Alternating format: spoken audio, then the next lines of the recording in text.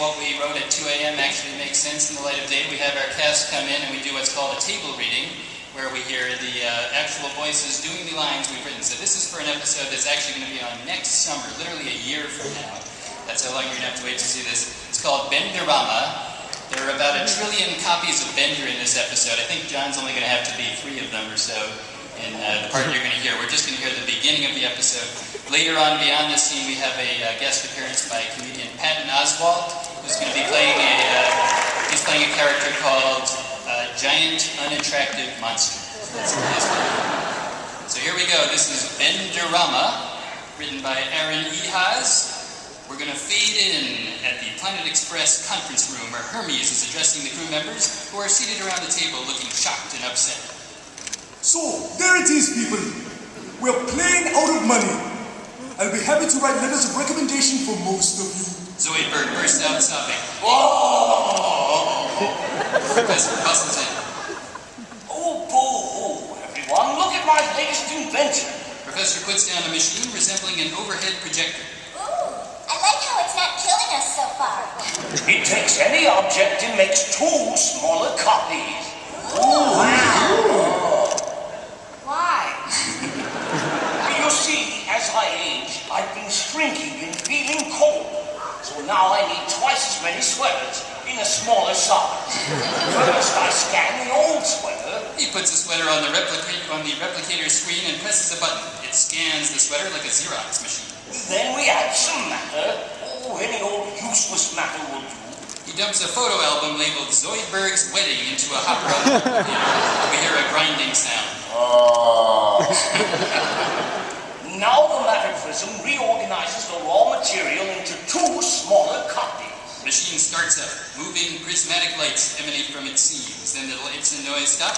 A door on the side of the machine opens and 2 somewhat smaller identical sweaters are deposited onto the table. The professor holds them up next to the original. So that's where baby sweaters come from.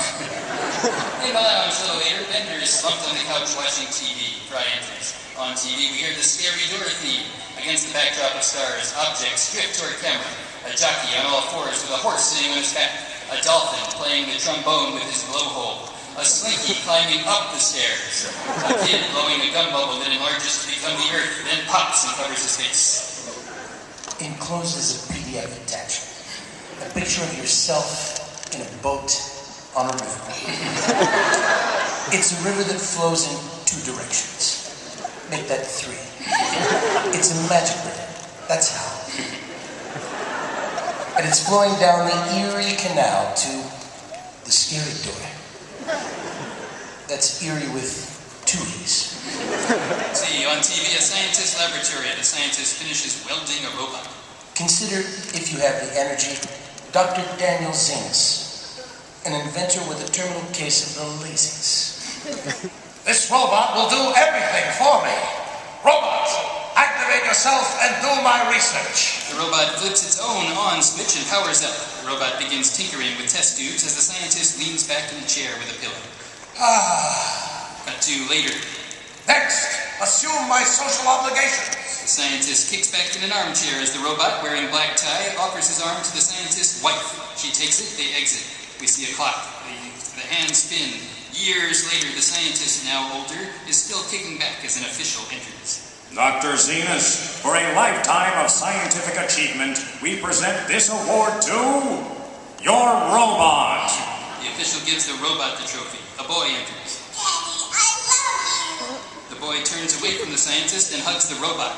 If only I programmed the robot to be more careful what I wished for.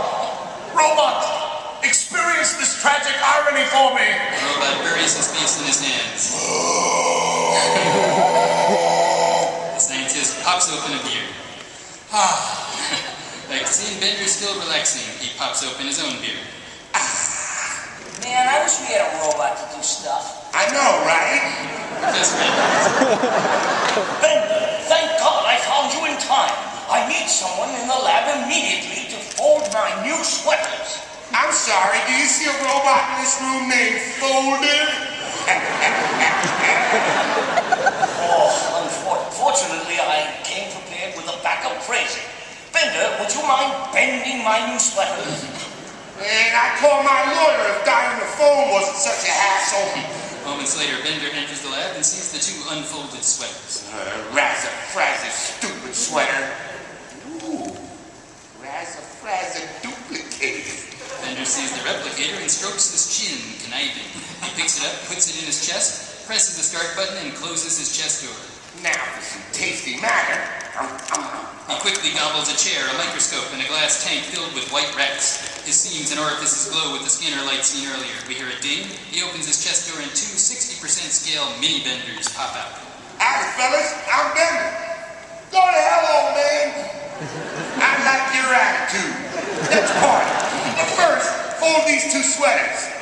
I'm sorry, do you see a robot in this room named Folder?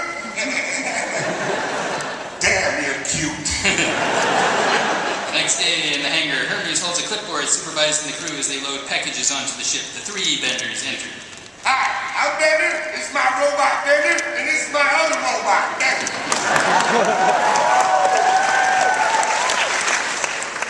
Oh, Lord. There's 60% scale replicas in me. Bender.